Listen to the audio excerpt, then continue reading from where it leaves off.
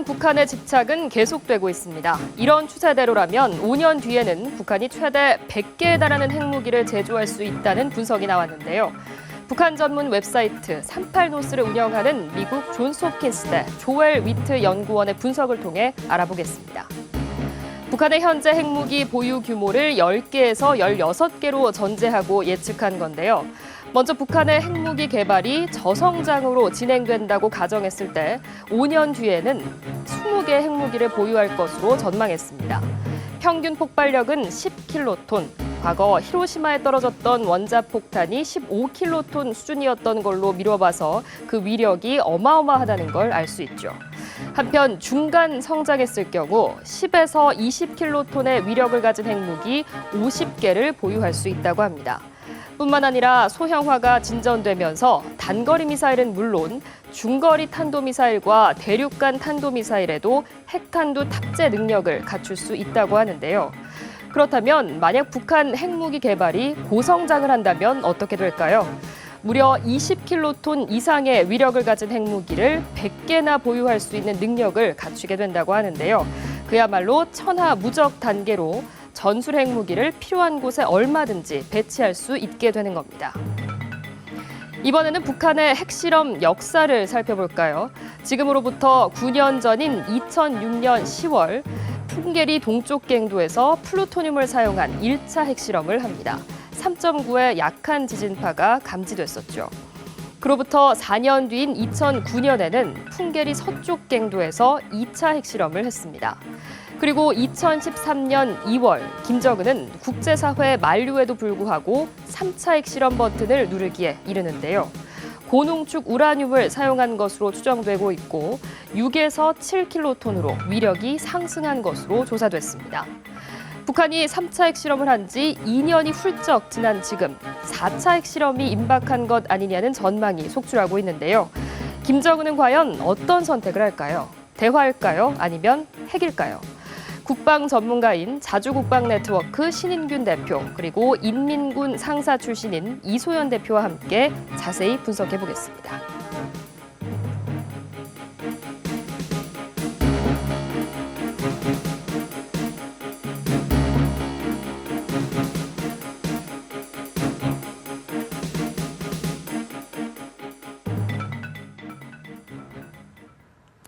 네, 계속해서 북한 핵 개발 동향에 대해서 전문가 모시고 이야기 나눠보겠습니다.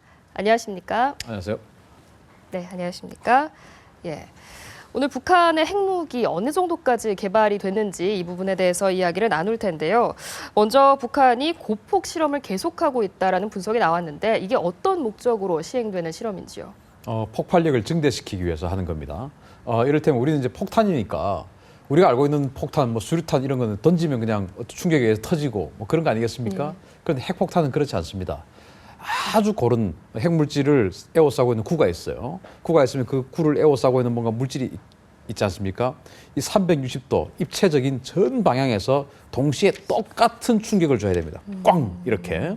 근데 이게 이제 충격이 한쪽으로만 이렇게 더 많이 쏠리고 또 충격의 힘이 좀 고르지 못하고 그러면은 핵 분열이 그 많은 충격을 준 쪽으로 더 강하게 쏠려버리겠죠. 그럼 원하는 쪽으로 핵폭발이 안 일어나겠죠. 그래서 이 고폭 실험을 계속해서 360도가 아니고 뭐 그냥 입체적인 3차원에서 이 구에 대해 예를 들어 축구공을 에워싸고 있는 가죽이 전체적으로 폭발하는 폭발력을 축구공 안에다가 똑같이 딱 준다는 생각을 네네. 하셔야 됩니다. 그게 바로 핵 폭탄을 폭발시키는 고폭 실험인데 얼마나 더 고르게 폭발시키느냐, 얼마나 강력하게 폭발시키느냐, 이게 이제 핵폭탄의 위력이죠.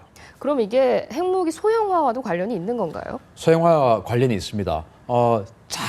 좀 적은 어떤 물질로도 강력한 폭발력을 줄 수 있으면 더 소형화가 되겠죠. 그렇네요. 그리고 또 요즘 뭐 또 제가 좀 이따가 또 설명할 수도 있는데 증폭 핵 분열탄이라는 걸 우리가 3차 핵실험 때 많이 들어봤지 않습니까? 또 부스팅 폭발 뭐 이런 거 그런 것들이 다 이 고폭 실험의 방식을 통해서 고폭하는 방식을 통해서 좀 더 적은 핵물질로 이를테면 한 6kg 정도의 플루토늄이 임계 질량이라고 그래요. 그럼 거기서부터 터진다는 겁니다. 그러면은 초보적인 고폭 능력이 있으면 6kg 정도의 플루토늄이 있어야 핵 분열을 시킬 수가 있습니다. 그런데 아주 그 강력하고 정교한 그런 그 고폭 능력이 있으면, 기폭 능력이 있으면 그걸 기폭이라고 그러는데 기폭 능력이 있으면 더 적은 핵물질로도 폭탄을 만들 수가 있죠. 그게 바로 핵의 소형화, 경량화, 고위력화입니다. 이렇게 핵무기의 소형화 또 고위력화를 위해서 고폭 실험까지 진행하고 있는 것으로 알려졌는데 북한에 계실 때 북한 당국이 핵에 대해서 어떻게 선전했는지 기억하십니까? 네, 북한에서는 핵과 함께 우리가 먼저 좀 주의 깊게 봐야 될 점이 정신교육이라고 봐야 됩니다. 그러니까 북한 주민들은 태어났을 때 인간이 가지고 지니고 나올 수 있는 뭐 자유적인 생각이나 창의성 같은 것을 철저히 무시당하고 수령이 제일이라는 이런 세뇌교육을 지속적으로 받는다는 거죠.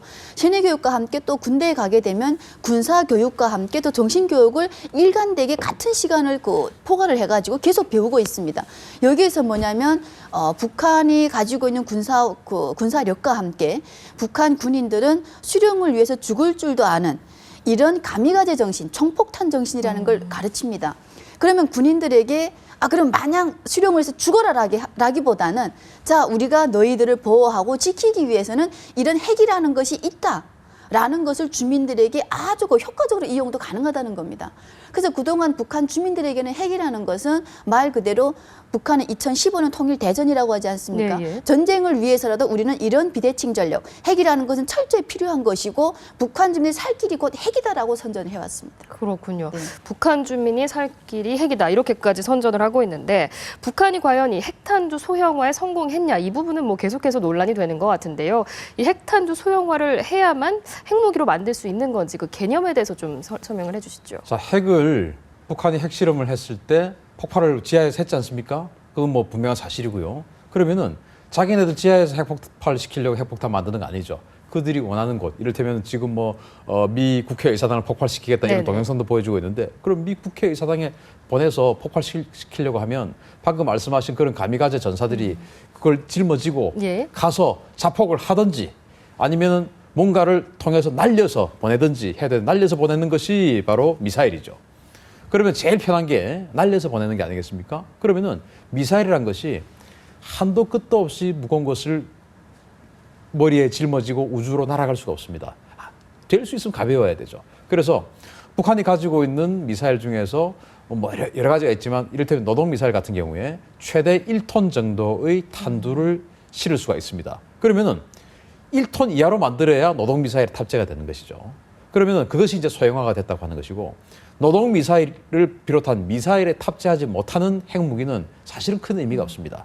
그래서 소형화가 굉장히 중요한데 뭐 우리나라나 미 정부 같은 경우는 소형화에 대해서 인정하지 않습니다. 예, 예. 그래서 저는 개인적으로 소형화는 이미 성공했다라고 생각을 하고 있고 예. 왜냐하면 작년에 북한이 미사일, 스커드 미사일, 노동 미사일 엄청나게 많이 쐈지 않습니까? 일각에서는 그것을 어떤 그 재고 소진을 위해서 쐈다라고 하는데 천만의 말씀입니다. 재고 소진이라는 것은 재고 처리라는 것은 뭔가 신 제품이 들어와야 되는데 창고가 가득 차 있어서 신제품이 못 들어오니까 그것을 비우기 위해서 재고 소진하는 것이죠. 그런데 북한이 지금 유엔 안보리 제재 결의안 그 2094호에 의해서 모든 어떤 탄도미사일 관련 부품이 다 통제가 되는데 들어올 게 없습니다. 재고 소진하면 안 되죠. 그런데 왜 자꾸 쏘느냐? 그것이 바로 소형화, 경량화 그리고 우리가 미사일 방어 체제를 하면 그것을 뚫고 이렇게 좀 더 이를테면 그 교란 장치를 써서 우리 미사일 방어 시스템을 뚫고 또 공격할 수 있는 방법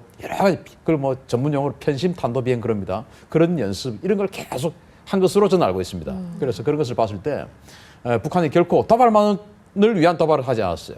도발을 통한 정치적 목적과 그리고 그들의 핵 능력 강화를 동시에 병행시키고 있었습니다. 지금 단계는 거의 핵을 소형화해서 노동 미사일에는 탑재할 단계가 되어 있다라고 보는 것이 저희 견해인데 예. 미 정부나 한국 정부는 결국 인정하지 않죠. 그렇죠. 해서도 안 되고. 예. 왜냐하면 인정하면 핵 보유국이 되지 않습니까?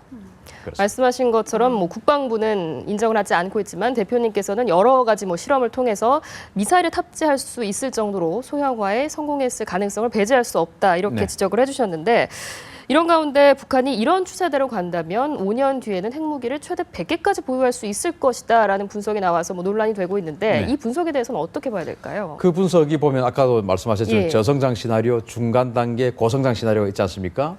그것은 지금 기존의 북한이 핵 핵을 한 10개 정도, 16개 정도 뭐 그렇게 보유하고 있는 것을 전제로 예. 그렇게 이야기를 한 것이죠. 그러면 왜 그런 전제를 했냐를 제가 설명을 드리겠습니다.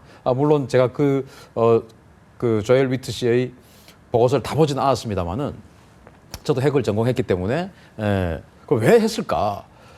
이를테면 플루토늄이 북한이 영변 핵시설을 흑연 감소로를 계속 돌려서 플루토늄을 추출했습니다. 그 플루토늄 핵물질이 핵폭탄 한 6개 정도, 5개, 6개 정도를 만들 수 있는 핵물질을 가지고 있다는 것은 정설입니다. 그러면 일단 플루토늄도 한 5개 있죠. 네.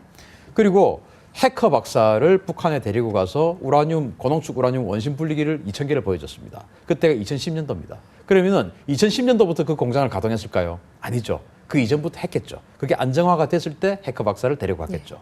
그러면은 뭐 좋게 봐서 한 2008년도부터 돌렸다고 가정을 하면 그 원심 분리기가 P2라는 모델의 개량형인데 그걸 해커 박사가 증언을 했습니다. 그 2,000개 정도를 1년 365일 돌렸을 때 한 2개 정도의 고농축 우라늄 핵폭탄을 만들 수 있는 핵물질을 생성할 수 있습니다. 네. 그러면 2008년도부터 지금까지 한 7년 정도. 그러면 한 14개 정도가 되겠죠. 네. 그러면 아까 이야기했던 한 5개 정도의 플루토늄탄 합하면 20개가 됩니다. 이것은 저희 견해입니다.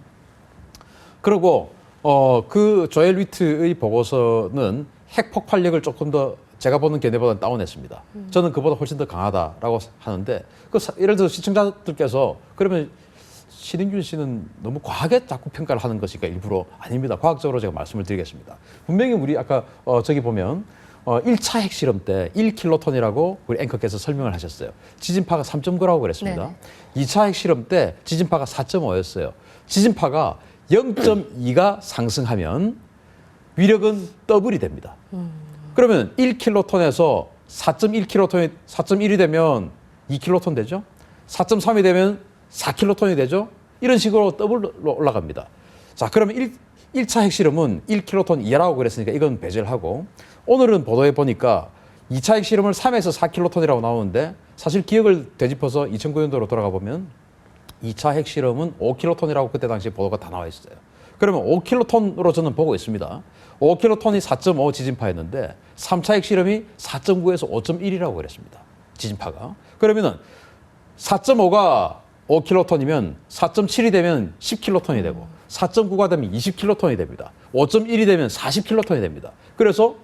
그러나 미국 정부와 한국 정부가 그렇게 이야기를 해버리면 이건 뭐 히로시마 핵폭발보다 훨씬 더 강한 핵실험을 한 것이 되기 때문에 뭐 북한에 대한 가격표가 달라지는 것이죠. 그래서 인정할 수 없는 것입니다. 그러나 국제적인 어떤 그 북한과의 외교 관계가 자기네들의 국가적 이익과 관계없는 유럽 연구소에서는 20에서 40킬로톤이라고 다 발표를 했어요. 따라서 조엘 위트의 보고서도 저는 일부러 미국의 국익을 고려해서 다운시킨 것이다. 저는 3차 핵실험을 최소 20킬로톤에서 그것이 정말 5.1까지 지진파가 나왔다면 40킬로톤이라고 생각을 하고 그리고 이제 왜 그럼 100개까지 가느냐. 핵물질을 제가 1년에 2개밖에 생성할 수 없다고 했지 않습니까? 지금 5, 6년밖에 안 남았으니까 그럼 20개가 돼야 되는데 30개가 돼야 되는데 왜 100개냐.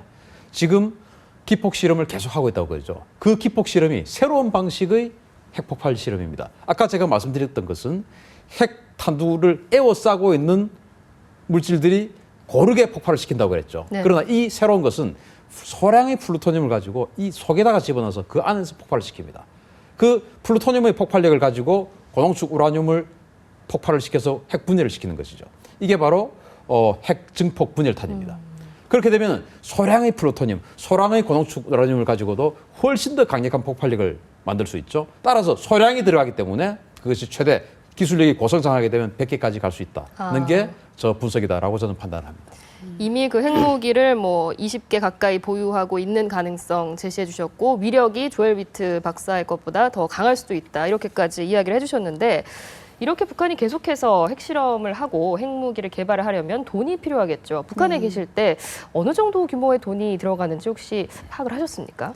저희가 있을 때 북한에서 그 선전 자료에는 60년대부터 김일성 때부터 핵에 대한 관심을 가졌고 또 그때 구소련 정부하고 해가지고 죄송합니다. 핵 원자력에 대한 연구 기술을 그때부터 해왔다는 겁니다. 근데 이자 말씀하신 것처럼 2009년 2차 핵실험 당시 그 북한에서 추정으로 우리가 그 들여다본 돈은 65억 8천만 달러입니다. 이것은 정말 우리 한국 돈으로 계산했을 때는 어마어마한 돈이라는 거죠. 근데 지금 3차 핵실험까지 했습니다. 네, 예. 4차 준비하고 있습니다. 근데 여기에는 더 소형화 경량화를 해가기 때문에 이보다 더 몇십 배 돈이 들어갔을 거라는 것은 우리가 뭐 보지 않아도 불보듯 뻔한 거고요. 더욱이 북한 정부가 그 원자력 그 기구 아래 국가 뭐 경제위원회, 제2경제위원회 또는 뭐 기계공업부 같은 군사위원회 같은 이런 것을 다 과학위원회 같은 것을 해가지고 여기에 전문 인력과 함께 지금 배치해가고 있기 때문에 엄청나게 돈이 든다는 얘기입니다. 그래서 그때 당시 2007년도 당시 그 2월 달에 그 북핵에 관련된 6자 회담을 할 때 당시 북한이 발표한 것이 뭐냐면 우리가 여기 핵을 연구하는 데 들어가는 인원 전문 인력만 한 3천 명 정도가 되고 여기에 종사하는 사람 그러니까 한마디로 뭐 북한에 지금 뭐 평북에 건설 한번 했었고 뭐 길주 동창리 같은 각 곳에 지금 건설부터 들어가는 인력도 다 계산하면 10만 명이 넘는다는 겁니다. 예. 그러면 그때 국제사회에다 뭐라고 했냐면 이 불능한 작업을 시키려면 이 10만여 명에 대한 쌀 500만 톤 지원을 해주고 난방유 지원을 해달라라는 얘기를 북한 정부가 발표를 했었습니다. 그러니까 뭐냐면 이 핵을 만드는데 어마어마한 돈 한마디로 2차 핵실험 당시에 북한 주민들이 8년 동안 먹은 식량이 들어갔다는 얘기입니다. 예. 이렇게 많은 돈과 인력을 투입해서 계속해서 핵 위협을 가해오고 있는데 이에 대응을 해서 제한적 전쟁을 준비해야 된다 이런 주장도 일각에서 나오더라고요. 이런 부분에 대해서는 어떻게 보십니까? 선제 타격에서 없애야 된다 이 말이죠. 제한적 전쟁이라는 것은 전 세계 핵 어떤 그 개발국들이 핵을 포기한 유형이 여러 가지가 있습니다. 그 중에서 가장 손쉬웠고 가장 확실했던 방법이 공격해서 파괴시켜버리는 선제적 것입니다. 타격으로. 바로 예. 이스라엘 공군기들이 가서 이라크의 오시리쿠 원자력 발전소를 파괴시켜버린 거, 시리아를 파괴시켜버린 거, 이게 뭐 가장 확실한 방법이었죠. 두 번째는 이제 스스로 여러 가지 제재를 통해서 스스로 내가 이제 포기하겠다라고 했던 사례가 있습니다. 바로 남아프리카 공화국 같은 그런 사례죠. 그리고 이제 세 번째 사례는 군사적 압박, 경제적 압박, 고립 이렇게 해서 도저히 어떻게 할 수 없는 그런 상황을 만들어내는 것인데 남아프리카 공화국은 군사적 압박을 안 했습니다. 경제적 압박만 했어요. 그런데 이제 이란 같은 경우가 지금 이런 군사적 압박과 경제적 압박이 동시에 들어가고 있죠. 그래서 지금 이란과는 뭐 성공은 하지 않았지만 아직은 진행 중이지만은 핵 포기 협상을 하고 있고 또 한 가지는 우크라이나처럼 많은 경제적 지원을 해주겠다. 그러니까 포기해라. 라고 해서 많은 경제적 지원을 실제로 해주는 경우가 있습니다. 그러면 북한이 과연 경제적 지원을 받고 핵을 포기할 것이냐. 또 지금 어차피 군사적 압박, 경제적 압박 다 하고 있음에도 불구하고 예. 안 하고 있죠. 예. 그러면 남은 것은 뭐냐? 바로 공격해서 없애버리는 것이다. 그런데 북한이 그러면 근본적으로 돌아와서 왜 핵을 가지려고 하겠습니까? 그들은 미국의 위협을 계속 증폭시켜서 우리가 가만히 있으면 미국의 저 승냥이들이 우리를 와서 다 그냥 죽여버릴 것이다. 그 미국의 공포심을 조장해서 국가를 유지하고 있는 나라입니다. 그래서 미국은 핵 강국이기 때문에 우리를 핵폭탄으로 쓸어버릴 거다. 그런데 핵 강국은 우리가 핵을 갖고 있으면 자기네들도 당할지 모르니까 우리 공격 안 할 것이다 라고 해서 이제 핵을 개발한 건데요. 실제로 근데 북한이 만약에 핵을 개발해서 ICBM을 만들어서 미국을 공격할 수 있는 상황이 되면 미국이 정말 공격을 못 할 겁니다. 따라서 지금 현재는 북한이 노동미사일에 핵을 탑재를 했다고 해도 사정거리가 1000km밖에 안 되니까 미국을 공격할 수 없죠. 그래서 미국 입장에서는 지금 앞으로 한 2, 3년 내가 북한의 핵시설을 공격할 수 있는 마지막 골든타임이다 라고 생각해서 제한적 전쟁을 준비하라는 것이죠.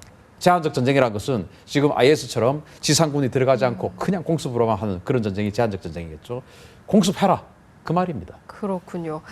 오늘 이렇게 북한의 핵 그리고 미사일 위협에 대한 이야기를 나눠봤는데 그 보고서들을 보면 주로 이제 미국에서 나왔다 이런 사실을 알 수가 있습니다. 그렇다 보니까 이 고고도 미사일 방어 체계인 사드 도입과 좀 연관이 있는 거 아니냐 이런 분석도 나오는데 이 사드 도입에 대해서 어떻게 생각하시는지 두 분의 의견을 간단히 한번 들어보도록 하겠습니다. 먼저 이소연 대표님. 네, 그동안에 우리가 북한의 행태를 보게 되면 각종 도발과 핵으로 인해서 우리 뭐 국제사회뿐 아니라 우리 대한민국에도 죽고 사는 문제로 이제 다가왔다는 얘기입니다. 한마디로 제한적 전쟁까지 준비해야 된다는 말이 나오고 있기 때문에 이 핵에 대해서 우리가 방어 차원에서는 이 사드 배치가 정말 우리가 절대적으로 필요한 것이 아닌가라는 생각을 해봤습니다. 네, 신인규 대표님은 자, 어떻게 KAMD 그래서 북한의 핵을 막겠다고 하죠. KAMD는 패트리어트 미사일로 막겠다는 건데 패트리어트 미사일 8개 포대를 우리가 준비를 하거든요. 그런데 8개 포대 해봐야 사정거리에 20km밖에 안 돼요. 다 공군기지에 배치됩니다. 우리 국민들 중에서 공군기지 주변 20km 내에 사는 사람이 도대체 몇 퍼센트가 되겠습니까? 그 사람들 외에는 북한 핵미사일에 대해서 요격할 수 있는 방법이 없습니다. 그런데 미국이 우리 돈이 아니고 자기네들 돈으로 자기네 평택 기지 안에 우리가 추가로 부지도 제공하지 않고 평택 기지 안에 그냥 자기네들이 사드를 배치하겠다. 이 사드는 사정거리가 200km입니다. 그러면은 평택에서 200km면은 서울, 인천, 경기, 충청 남북도 다 들어갑니다. 2,500만 명 이상의 대한민국 국민이 미국의 사드, 즉 90% 이상의 여객 혜택을 보게 되는 겁니다. 우리는 돈 안 듭니다. 그러면은 중국이 불쾌하기 때문에 중국은 네. 그 사드의 레이더가 중국의 탄도미사일, 즉 대륙간 탄도미사일 기지를 탐지할 수 있기 때문에 그게 불쾌해서 우리에게 뭐 압박을 넣고 있는 것인데 그러면 우리는 과연 그 사드가 없다 하더라도 우리는 북한의 핵미사일 막을 수 있느냐? 아니지 않습니까? 그래서 중국에게는 우리가 그 사드의 레이더가 중국을 비추지 못하도록 우리가 외교적으로 협력할 테니 이해를 하라. 그 대신 당신네들도 원천은 북한 핵이기 때문에 북한이 핵을 포기하도록 압박을 넣어달라. 이런 쪽으로 슬기를 발휘하는 것이 오히려 더 낫지 않을까. 저는 배치를 해야 된다고 생각합니다. 아무래도 우리가 외교적인 지혜를 발휘해야 하는 대목인 것 같습니다. 그렇습니다. 네, 오늘 말씀 여기까지 듣겠습니다. 지금까지 자주국방 네트워크 신인균 대표 그리고 뉴코리아 여성연합 이소연 대표였습니다. 고맙습니다.